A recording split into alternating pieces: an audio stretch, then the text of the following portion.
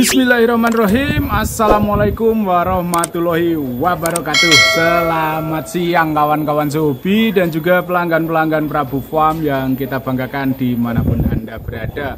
Semoga pada kesempatan kali ini kita semua masih dianugerahi kesehatan, kebahagiaan, keberkahan, dan tentunya rezeki yang melimpah dari Allah Subhanahu wa Ta'ala. Amin ya Rabbal Alamin. Pada konten kali ini saya akan membahas tentang mengapa peternak atau pengusaha dalam dunia ayam aduan pemasarannya tidak lancar. Nah, ini ada beberapa faktor yang mungkin bisa menjadi koreksi, bisa menjadi introspeksi bagi sahabat-sahabat Zobi yang kebetulan kok pemasaran kandangnya kurang bagus. Nah, itu kenapa? Harus ada koreksi ya kawan-kawan. Dalam hidup ini kita harus muhasabah ya mungkin ya. Jadi kita introspeksi diri. Jadi jangan merasa kita terlalu tinggi, jangan pernah merasa kita terlalu baik, jangan merasa kita terlalu unggul. Tapi lebih baik kita koreksi apa kekurangan yang ada pada diri kita. Terutama ini dalam dunia ternak, apa yang menjadi kekurangan dalam kandang kita sehingga kok pemasarannya tidak begitu bagus. Lah, itu harus dikoreksi ya kawan-kawan. Satu, yang jelas adalah kualitas produknya menurun atau kurang dan tidak bisa mengikuti perkembangan zaman. Jadi kalau kawan-kawan ternak, asal ternak, jenis ayam asal-asalan jenis, materinya juga asal-asalan, yang penting ayam. Ya jangan terlalu berharap pemasarannya bisa lancar. Karena apa? Karena sekarang orang itu selalu upgrade, mencari yang lebih bagus, mencari yang lebih baik, terus seperti itu. Jadi kalau kawan-kawan materinya yang salah-salan ya akhirnya ya nggak bisa mengikuti persaingan. Karena semua pengen jualan, semua pengen laku seperti itu. Jadi nggak bisa kalau kondisi produknya itu memang kurang kualitasnya, ya sulit untuk dipasarkan. Mungkin dari segi kualitas it's okay lah, Mas, ayam saya itu sebenarnya udah lumayan bagus-bagus, saya juga materinya udah mengikuti, tapi masih belum laris. Kenapa? Nah, ini potensi yang kedua, Anda kurang iklan. Jadi kurang untuk memberikan gambaran pada khalayak umum. Yang namanya laku terjual itu kan yang bayar orang lain, bukan mesti tetangga kita yang mungkin selalu tahu, bukan mesti teman kita yang tiap hari uyang-uyung bawa ayam bersama kita. Mungkin harga jualnya nggak terjangkau ya kalau untuk di lingkungan-lingkungan sini. Contohnya aja di kandang Prabu Farm, di lingkungan Serumbung mungkin belum tentu sebulan sekali itu ada yang beli di tempat saya kalau orang Serumbung ya, karena memang kapasitas kemampuannya memang belum menjangkau untuk harganya ya. Jadi kita harus terus, bukan untuk merendahkan warga masyarakat itu, bukan seperti itu. Maksud saya ini untuk penggambaran bahwasanya iklan itu penting, mendukung pemasaran itu penting untuk iklan. Ada penghobi yang bilang pitik ini apik ora perlu diiklanke mesti payu.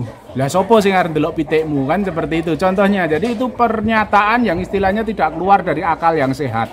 Mungkin dia habis kebijik atau habis kebentur pintu, ya dia bisa mengeluarkan suara yang nggak bagus seperti itu. Jadi walaupun ayam sebagus apapun, tapi kalau orang lain nggak ada yang melihat, bagaimana mau tertarik dengan ayam Anda, kan seperti itu. Nah, terus tergantung metode iklan yang mau Anda pakai bagaimana. Mau tiap hari main ke kalangan, diadu di kalangan bisa. Cuma modal sampean berapa, seperti itu.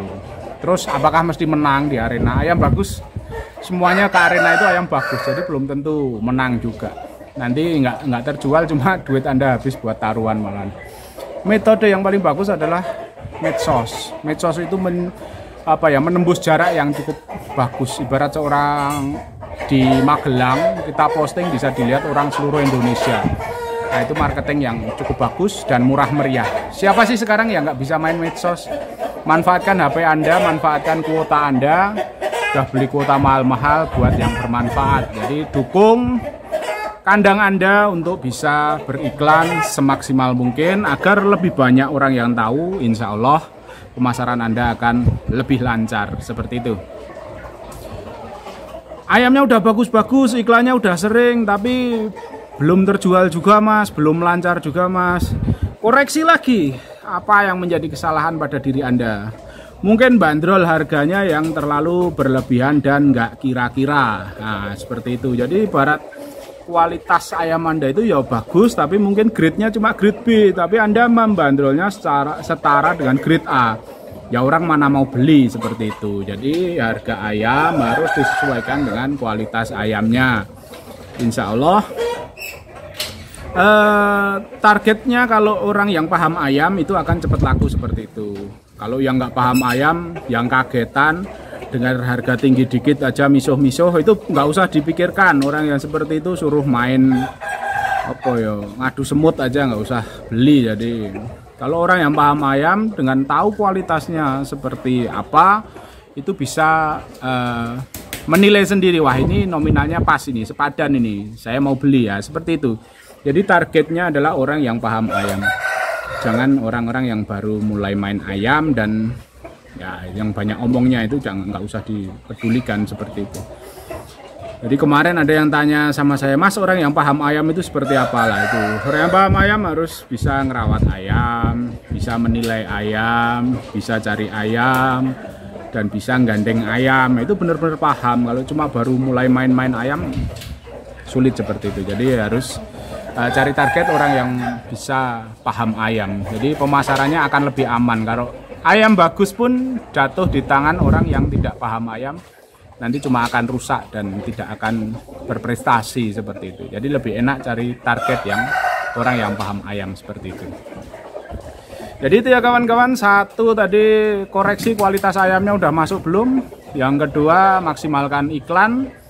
Yang ketiga sesuaikan harganya dengan kualitasnya. Jangan terlalu bandrol tinggi-tinggi. Materi indukannya beli harga 300.000, anaknya pengen dijual harga 2 jutaan. Itu namanya ngimpi di siang bolong. Jadi nggak sepadan seperti itu. Jadi saya jual harga 5 juta, 7 juta seperti itu. Indukannya saya beli di atas itu semua. Jadi kalau Anda masih bermain di kisaran kelas 300, 500.000, ya jangan terlalu tinggi harapannya untuk bisa menjual anaknya harga jutaan. Itu tidak mungkin ketemu, istilahnya hitung-hitungan kalkulasinya nggak mungkin ketemu kawan-kawan. Sulit seperti itu karena memang ayam itu sudah ada grade-grade-nya sendiri. Jadi seperti itu. Jadi harus disesuaikan antara harga dengan kualitasnya.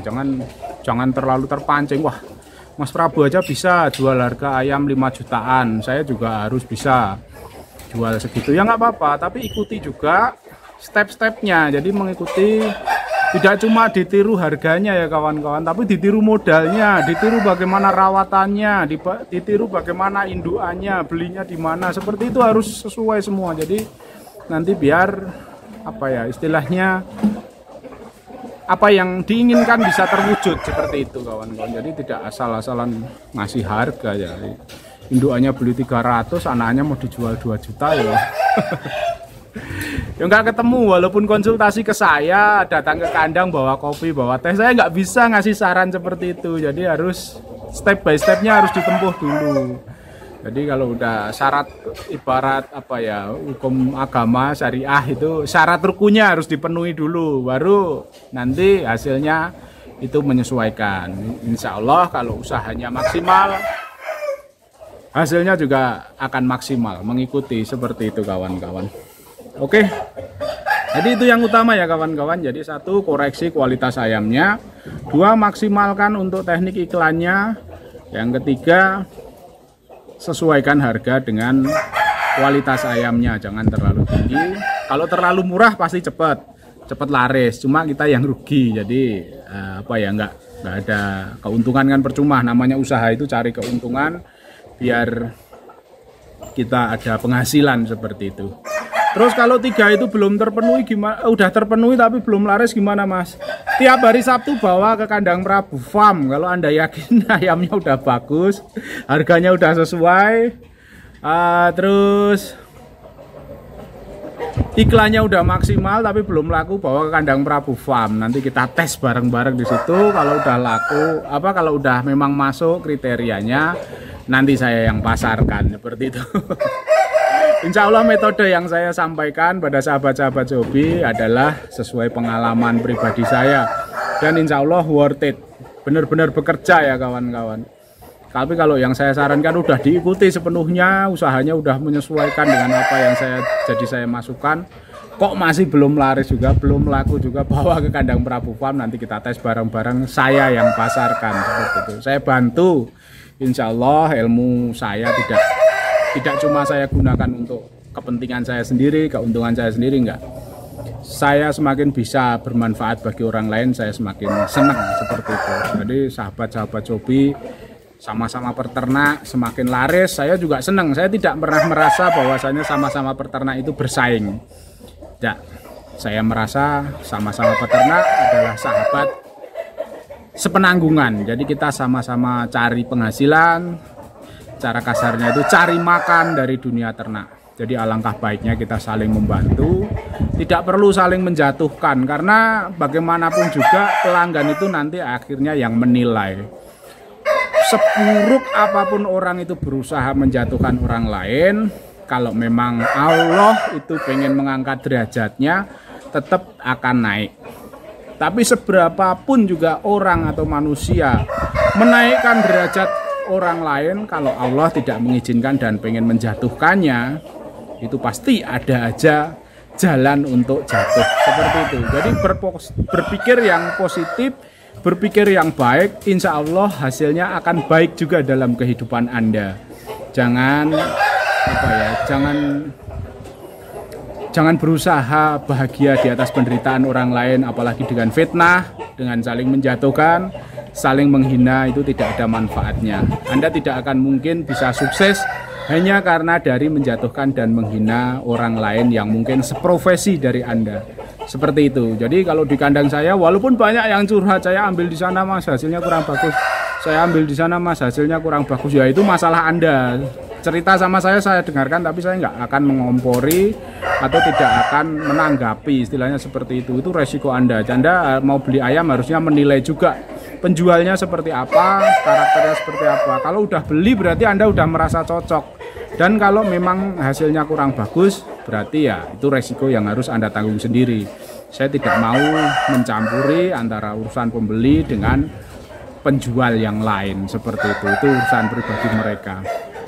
Jadi urusan saya, kalau beli di tempat saya itu urusan saya, kalau beli tempat orang lain ya urusan dengan peternak lain seperti itu. Oke, terima kasih kawan-kawan, semoga tips yang singkat ini bisa memberikan manfaat bagi sahabat-sahabat Cobi, tentunya sesama pengusaha ayam online atau ayam hobi yang mencari penghasilan dari beternak ayam aduan. Terima kasih, salah-salah kata saya mohon maaf. Wabillahi taufiq wal hidayah. Wassalamualaikum warahmatullahi wabarakatuh. Salam sukses untuk kita semua.